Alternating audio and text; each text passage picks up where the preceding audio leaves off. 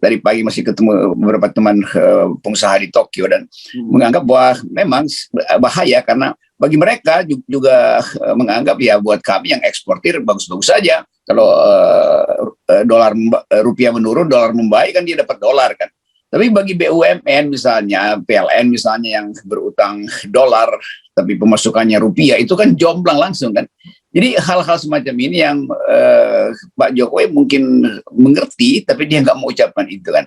Karena dia nggak mau bicara pada masyarakat profesional, pada masyarakat kampus intelektual. Dia mau berbicara pada rakyat dan rakyat tentu nggak paham hal serumit itu.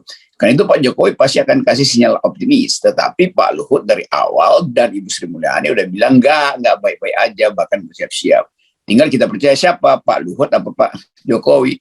Tentu kita percaya pada presiden, tapi karena presiden berkali-kali berbohong, terpaksa saya mesti percaya pada keterangan rasional dari Menteri Keuangan dan Menteri Menko Investasi, Ibu Sri Mulyani dan Pak Luhut. Karena mereka yang tahu tentang perkembangan ekonomi dunia tuh. Kalau Pak Jokowi ya dia cuma tahu bahwa ekonomi itu bisa dibuat bagus kalau dia 3 periode kan begitu.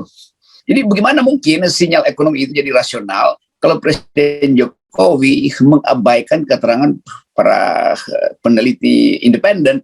Kan ini masalahnya tuh.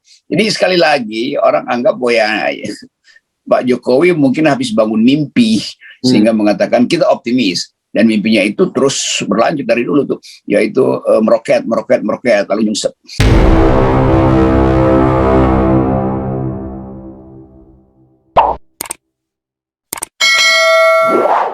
Halo, Bung Rocky, apa kabar?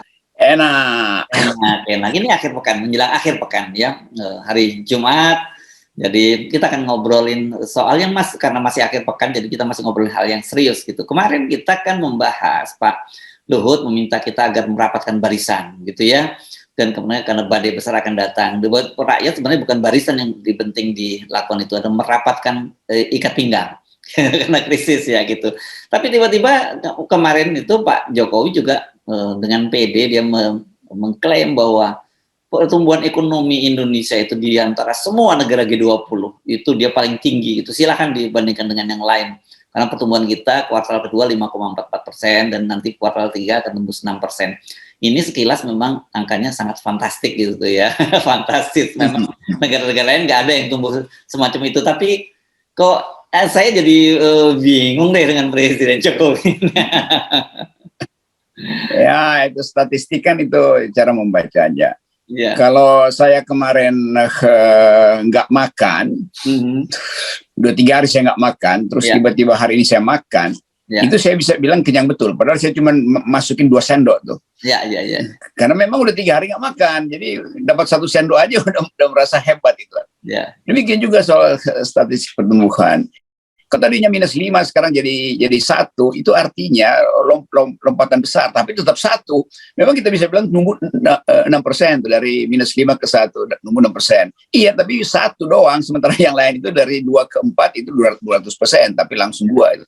Jadi itu cuma soal cara membaca statistik. Tapi sebetulnya di belakang cara membaca itu ada kesengajaan untuk menghilangkan fakta.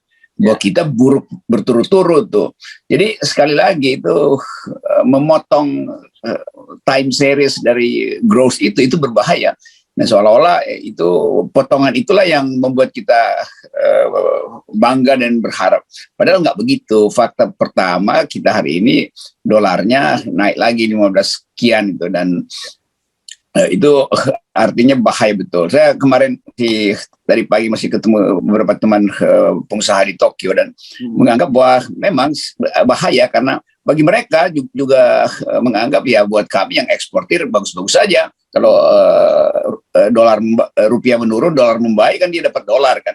Tapi bagi BUMN misalnya, PLN misalnya yang berutang dolar tapi pemasukannya rupiah itu kan jomplang langsung kan. Jadi hal-hal semacam ini yang Pak Jokowi mungkin mengerti tapi dia nggak mau ucapkan itu kan. Karena dia nggak mau bicara pada masyarakat profesional, pada masyarakat kampus intelektual. Dia mau berbicara pada rakyat dan rakyat tentu nggak paham hal serumit itu. Karena itu Pak Jokowi pasti akan kasih sinyal optimis. Tetapi Pak Luhut dari awal dan Ibu Sri Mulyani udah bilang nggak baik-baik aja, bahkan bersiap-siap. Tinggal kita percaya siapa, Pak Luhut apa Pak Jokowi. Tentu kita percaya pada presiden, tapi karena presiden berkali-kali berbohong, terpaksa saya mesti percaya pada keterangan rasional dari Menteri Keuangan dan Menteri Menko Investasi, Ibu Sri Mulyani dan Pak Luhut, karena mereka yang tahu tentang perkembangan ekonomi dunia tuh. Kalau Pak Jokowi ya dia cuma tahu bahwa ekonomi itu bisa dibuat bagus kalau dia 3 periode, kan begitu. Oke, tetapi kan itu waktu awal saya kira ini ya, ketika beliau belum hafal dengan kebiasaan beliau yang menyampaikan sesuatu yang terbalik, ini kan bisa bisa menyenangkan orang gitu ya, wah ya ekonomi kita tumbuh dan sebagainya.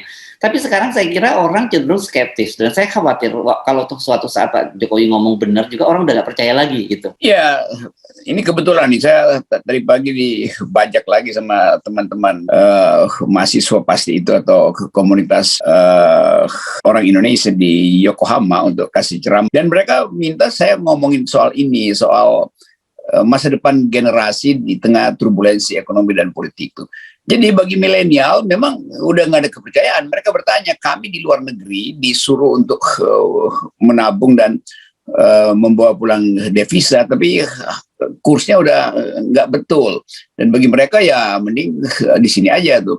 Jadi sekali lagi bagi milenials yang ada di luar negeri yang sedang bekerja, merasa bahwa ekonomi Indonesia itu memburuk, sehingga sangat mungkin semua orang itu justru menahan untuk menyumbang pada keluarganya di Indonesia sana tuh, karena macam-macam alasannya tuh. Dan terlihat sebetulnya ada kemarahan pada teman-teman ini. Nanti saya mau coba besok ada undangan tuh, silahkan mungkin dipasang di FNN undangannya, sehingga mereka yang belum sempat tahu karena ini dadakan bisa ikut bergabung dalam diskusi. Judulnya bonus demografi dan masa depan negeri, itu yang akan dibicarakan besok. Jadi itu terkait juga dengan keadaan yang real hari ini. Kan kemarin tuh banyak pejabat Indonesia yang Tokyo ada pemakaman bekas Perdana Menteri Abe, lalu beberapa pejabat menurut laporan main golf, justru kan saya banyak juga mata-mata di Tokyo kan. Itu pada main golf tuh, oke, saya bilang ya udah itu kan liburan tuh, dipimpin oleh Pak Wapres yang datang. Dan akhirnya mulai ada semacam kegelisahan karena orang sebetulnya ingin dengar kalau pejabat Indonesia datang ke luar negeri, coba kasih masuk akal gitu. Tapi kalaupun mereka beritahu keadaan ekonomi Indonesia dan perspektif akademis, percaya Pak Jokowi bantah lagi kan, nggak begitu, kita optimis dan kita tumbuh dengan bagus. Jadi terlihat bahwa pejabat-pejabat luar negeri yang diminta untuk memberi sinyal real pada para pengusaha yang ada di luar negeri, justru para pengusahanya menganggap bahwa itu kalian bohong tuh. Kenapa? Karena Pak Jokowi bilang nggak apa-apa kok. Jadi bagaimana mungkin sinyal ekonomi itu jadi rasional kalau Presiden Jokowi mengabaikan keterangan para peneliti independen? Kan ini masalahnya tuh. Jadi sekali lagi orang anggap bahwa Pak Jokowi mungkin habis bangun mimpi sehingga mengatakan kita optimis, dan mimpinya itu terus berlanjut dari dulu tuh, yaitu meroket lalu nyungsep. Ya. Padahal ini ya, kalau saya baca kemarin hari Kamis ya, itu laporan dari Kementerian Keuangan itu sekarang ini posisi utang kita sampai Agustus ini itu lebih tinggi lagi dibandingkan bulan lalu ya. Bulan lalu itu baru mencatat hutang kita itu 7.163 triliun. Nah, sekarang sudah naik lagi menjadi 7.236,61 triliun. Artinya dalam 1 bulan terakhir ini ada bertambah hutang kita itu 73,49 triliun. Dan ini kelihatannya konstan naik terus hutang-hutang kita gitu. Jadi bagaimana Pak Jokowi masih bisa tetap tenang-tenang dan mengklaim itu gitu. Pertanyaan saya sebenarnya gini, apakah Pak Jokowi memang tidak tahu, atau Pak Jokowi sebenarnya nggak mau dengar yang lain, dia maunya dengar yang baik-baik saja, dan karena beliau mau bicara yang baik-baik, yang bagus-bagus saja. Iya, itu data-data ekonomi dunia itu seolah-olah nggak berguna bagi Pak Jokowi. Kan dalam seminggu ini kita lihat, saya baca di Bloomberg bahwa outflow capital itu udah 3 juta dalam 3 hari, artinya 3 triliun dalam 1 hari, dalam 3 hari. Artinya setiap hari ada 1 triliun yang keluar dari Indonesia kan, itu baru data yang bisa dipantau. Belum lagi data yang tidak bisa dipantau, yaitu transfer bodong misalnya. Kan bisa aja ada pengusaha Indonesia bikin MOU dengan perusahaan di Jepang misalnya, lalu dia transfer sebagai seolah-olah itu pembayaran proyek pertama itu. Padahal sebetulnya nggak ada proyeknya tuh. Dia cuma mengumpetin aja uangnya supaya nggak disandra oleh Bank Indonesia kan. Dan itu masalahnya tuh. Jadi kalau dikatakan bahwa ada capital outflow, itu memang terjadi. Yang real, yang resmi, bahkan yang tidak resmi. Yang menyelundupkan dolarnya ke luar negeri itu. Seolah-olah itu sebagai biaya ongkos awal. Padahal baru MOU, nggak ada praktek apa-apa. Jadi semua soal itu yang tercatat maupun tidak tercatat, itu dibaca dengan baik oleh para pemain saham dunia atau para lender, peminjam dunia. Dan Indonesia pasti udah ada dalam radar yang berbahaya kan. Kan masalah-masalah ini yang mungkin dengan kepastian bahwa brankas kita itu masih kuat, ya mungkin Sri Mulyani bilang ya masih cukup lah. Iya, tapi Sri Mulyani justru yang mengatakan bahwa ini akan berbahaya tuh. Pak Luhut juga ambil hal yang sama tuh. Padahal Pak Luhut seringkali juga menganggap ya Sri Mulyani terlalu teknis ekonomi lah. Padahal kita perlu keadilan sosial, perlu membantu rakyat. Karena itu sering Pak Luhut mungkin mengabaikan kalkulasi-kalkulasi akademis dari Sri Mulyani itu. Tentu Pak Luhut punya hak itu karena dia Menko itu. Kan Menko nggak perlu terus-menerus mendengarkan keterangan teknokratis, dia bisa bypass juga tuh.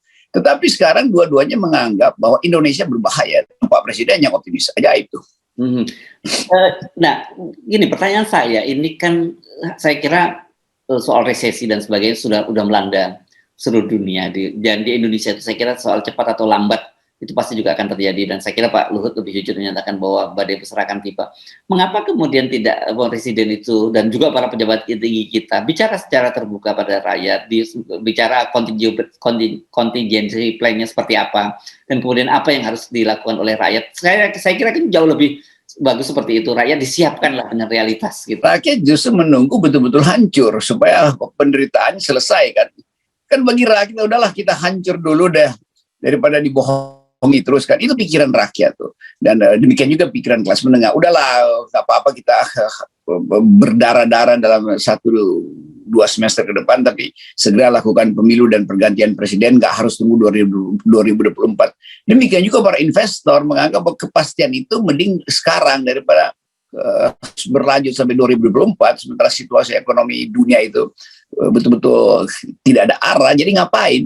Jadi itu yang menyebabkan kecemasan psikologi terhadap deindustrialisasi, inflasi yang tinggi, terus perang yang masih berlanjut, Rusia menahan atau nggak mau lagi kasih minyak lewat Ukraina karena dibajak di situ tuh. Jadi semua itu jadi sinyal buruk bagi kita sebetulnya. Tetapi sekali lagi ini soal psikologi sebetulnya, dan Pak Jokowi tidak menganggap itu hal yang berbahaya karena bagi beliau ya harus tersedia uang dari manapun, pajak mungkin akan dinaikkan segala macam. Tetapi pemimpin itu kan dia mesti melihat fakta-fakta yang tidak ada di dalam modeling ekonomi itu. Nah itu yang dia nggak lihat. Jadi Pak Jokowi terpukau terus dengan semacam festival yang setiap bulan akan dibuat di setiap kota untuk mengeluhkan beliau. Jadi kita percaya aja bahwa itu pasti akan tergelincir karena nggak mungkin Indonesia dianggap sebagai keajaiban itu sementara negara-negara lain mengalami pemburukan. Apalagi kalau kita hubungkan dengan soal kohesi sosial yang buruk. Kalau di luar negeri mungkin memang ekonomi memburuk, tapi nggak ada problem sosial di situ, nggak ada problem persaingan politik. Kalau di sini itu bertumpuk antara ekonomi dan kemarahan sosial. Dan saya kira itu kemudian mengapa menjelaskan kemudian Presiden tetap saja mencoba menyampaikan yang kalau orang sebut dengan bahasa muda itu angin surga gitu. Dan orang tahu kalau namanya angin surga itu ya pasti ujung-ujungnya bohong juga kan gitu. Biasanya angin surga itu yang menghembuskan itu iblis. Karena malah iblis ya, bukan malaikat yang mengeblis. Bukan ya. Sebetulnya kan kita mesti lihat apa namanya itu, kalau ada bahasa Latinnya tuh seolah-olah dikasih anggur padahal sebetulnya itu racun itu kan. Sehingga iblisnya merasa gembira. Lalu ada orang yang bijak memaki-maki si iblis itu. Ipse venena bibas, kau minumlah racunmu sendiri itu. Jadi bisa juga begitu. Pada akhirnya keadaan ekonomi akan mengatakan Pak Jokowi ipse venena bebas. Bisa begitu kan? Ini bahaya kalau diterjemahkan. Tapi saya lunakkan aja bahwa bahayanya adalah Pak Jokowi merasa itu sebagai anggur, tapi sebetulnya itu racun. Dan akan banyak orang menyodorkan silahkan minum racunnya sendiri kalau begitu. Jangan bawa kami. Rakyat tahu itu, dan itu yang kita sebut sebagai ledakan sosial yang sangat potensial terjadi. Dan seringkali kan hal-hal pemicunya kita nggak tahu. Ada satu pom bensin terbakar misalnya karena ada orang yang kesel ngantri di situ dan dilayani nggak, padahal aplikasinya dia udah punya. Jadi semua hal bisa terjadi itu. Jadi jangan sampai rakyat bilang ipse venena bebas, kau minumlah racun sendiri. Itu bahayanya. Ya. Nah, saya jadi teringat ketika Anda menyebut soal pom bensin ya. Saya sedang mengamati sebuah fenomena yang menurut saya aneh gitu, dan saya sampai pada satu kesimpulan ini problemnya lebih pada persoalan public distrust. Ini yang saya maksud adalah sekarang ini ternyata para pengemudi ojol itu sekarang banyak yang pindah antri bahan bakarnya tidak lagi ke Pertamina tapi lari ke Vivo dan bahkan sampai lari ke Shell yang sebenarnya harganya jauh lebih tinggi sekarang gitu. Alasannya mereka apa? Karena mereka itu jauh lebih hemat bahan bakarnya itu, dan kemudian pembakarannya jadi lebih sempurna, jadi tarikannya lebih kencang. Saya melihat apa iya gitu. Kenapa? Karena katakanlah kalau Shell itu jelas ya Bung Rocky, itu RON-nya lebih tinggi dari Pertamina. Tapi kalau Vivo itu kan RON-nya lebih rendah. Tapi mereka lebih percaya beli di Vivo yang juga harganya lebih tinggi dari harga Pertamina. Nah, ini fenomena aneh juga loh, dan ini ojol yang melakukan, bukan orang yang bermobil. Ini bahayanya karena nggak percaya lagi pada pemerintah, lalu secara subjektif psikologisnya merasa lebih aman membeli barang negara lain itu dengan macam-macam teori. Padahal kalau kita mungkin mekanik, kita akan bilang itu ngaco juga tuh. Kan mobil itu udah di setel kompresinya. Kalau kompresinya sekian, itu hanya boleh maksimal RON-nya itu sekian, nggak bisa dipindah-pindah. Nanti mesinnya rusak gitu kan. Tetapi karena rakyat udah nggak percaya, maka sugestinya oke. Harganya lebih mirip-mirip, tetapi dia bakal lebih bagus itu. Jadi mungkin sekali udah ada semacam dukun yang bilang bahwa ya jangan beli Pertalite lagi itu karena yang dibuat Pertamina itu di minyak bensinnya itu dicampur sayur asem, kira-kira begitu. Tapi jangan dianggap ini soal yang apa ya, yang nggak serius ya, karena tadi saya menyimpulkan ini soal trust ini yang saya kira sudah hilang sama sekali, bahkan sampai level bawah. Itu memang soal trust aja kan. Yeah. Kan kalau presiden bilang ekonomi tumbuh ternyata tidak tumbuh, ya publik menganggap itu artinya dukun presiden itu yang bohong kan. Kan publik nggak bisa bilang presiden bohong, sebab udah berkali-kali presiden bohong karena masih berbohong juga. Itu artinya bukan dia yang berbohong, dukunnya, kira-kira begitu. Satiranya begitu tuh. Tapi supaya nggak dianggap sebagai menghina presiden, bisa kena KUHP karena terus bilang presiden bohong. Maka cari jalan lain yang biasa dalam psikologi disebut sublimasi itu. Seolah-olah nggak apa-apa dah. Harganya mirip-mirip dengan Pertalite atau dengan Pertamax, tapi kan lebih efisien, dorongannya lebih dapat gitu, tarikannya kena. Padahal itu sugesti aja kan sebetulnya. Jadi bayangkan misalnya sesuatu yang diarahkan oleh presiden, udah konsumsilah barang dalam negeri, udah orang nggak percaya lagi kan, terpaksa pergi ke produk luar negeri itu. Nanti mungkin tempenya juga merasa kok nggak enak tempenya karena harganya naik, dianggap tempe nggak enak tuh. Dan tahunya nggak enak tuh, lalu pergi pada tahu Jepang gitu, yang lebih mahal tapi secara sugestif bilang ini lebih enak tuh. Jadi betul tadi ini soal trust itu.